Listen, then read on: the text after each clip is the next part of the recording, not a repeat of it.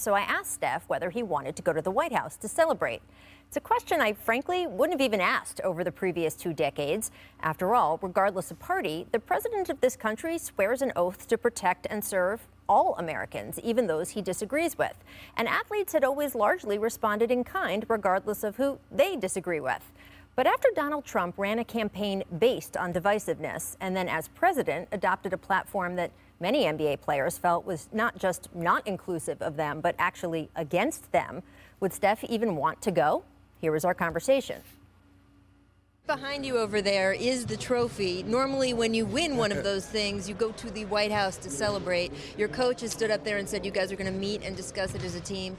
Kevin Durant's been very open. He says, I don't want to go. What are your feelings on it?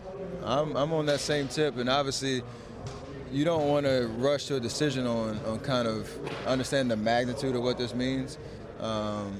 We have an opportunity to send a statement that hopefully encourages unity, encourages us to just appreciate what it means to be American and stand for something. So whether that's whatever your opinion is on either side, that's what we want to take this advantage of this opportunity. I just want to be very clear. You're saying you have the opportunity to say you're standing for something by not going? For me, yeah, that's going to be my vote when we meet with the team.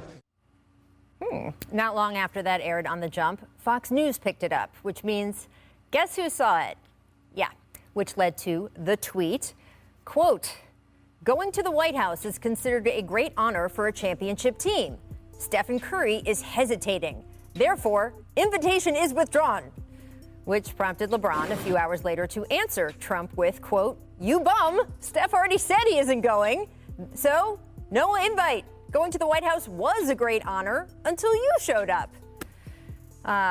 Memories. Over the following years, we'd watch the President of the United States regularly attack various athletes, almost exclusively athletes of color. He called NFL players sons of bitches. He questioned black basketball players' intelligence. And boy, did he make it clear what he thought of female athletes. Not a single women's team that won a championship over the past 4 years was invited to the White House. Not even the wildly popular Team USA group that won the Women's World Cup. They're called Team USA America. Okay, anyway. Now, Trump did host plenty of other athletes at the White House. Personally, for me, the LSU football team, using the most hallowed building in America as a dance floor for Get the Gat. Yeah, that is always going to stick out. You know, it's a funny thing about athletes making White House visits. In some ways, they're just one more ceremony. But ceremonies like this are actually pretty crucial ways a country identifies its most important values. Who the most powerful person in the world chooses to celebrate helps define who deserves that American seal of approval. And that's why when Barack Obama was president, he not only invited Olympians to the White House, he actually reached back into history and invited families of African Americans, like the family of Jesse Owens, who back in 1936 was very specifically and purposely not given that presidential seal of approval. Obama also invited Paralympians, more women's teams than any previous president, and yes, of course, NBA champions. The Jump was actually fortunate enough to be invited to the final athlete visit of Obama's presidency, the 2016 Cleveland Cavaliers. Remember when Obama told J.R. Smith that to get in the door he had to put a shirt on? Yeah. Once inside, he told them this.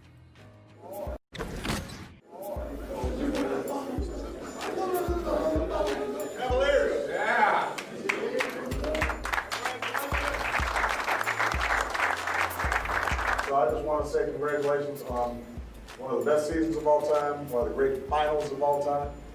And your city and your state could not be prouder of you.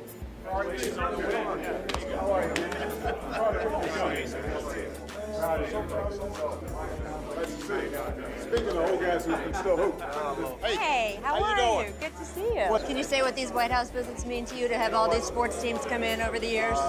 It's so much fun, and it's especially great for the staff and people who work in government who are crazy fans to be able to meet the heroes and cheer them on. Do you know any crazy sports fans? Oh, no. No. You may have noticed Joe Biden right alongside Obama there. Biden comes into office at a time when athletes in this country are the most politically active we have seen in 50 years. And Biden's brother recently told ESPN that the new president specifically wants to use that activism and use sports as a tool to unite and heal our reeling country. Biden was actually an athlete himself, a high school and briefly college football player who used sports to help him overcome a severe stutter. So it's a fitting goal and one that at least the NBA seems willing to assist in. Right after the election, Draymond Green and LeBron James exchanged tweets about the Lakers, yes, going on an official White House champions visit. And just this morning, the Golden State Warriors released this video in support of Vice President Kamala Harris. I am so proud to be a daughter of Oakland, California. Every little girl, and to the children of our country, regardless of your gender, our country has sent you a clear message. You know, watching Steph right there was a pretty cool full circle moment in a through the looking glass kind of way. What a contrast to that day at training camp nearly 4 years ago. And of course, we don't know what the next 4 years are going to bring. But we do know there once again seems to be a spirit of partnership between the leaders Americans elected and the athletes so many Americans love. Thanks for watching ESPN on YouTube. For live streaming sports and premium content, subscribe to ESPN+.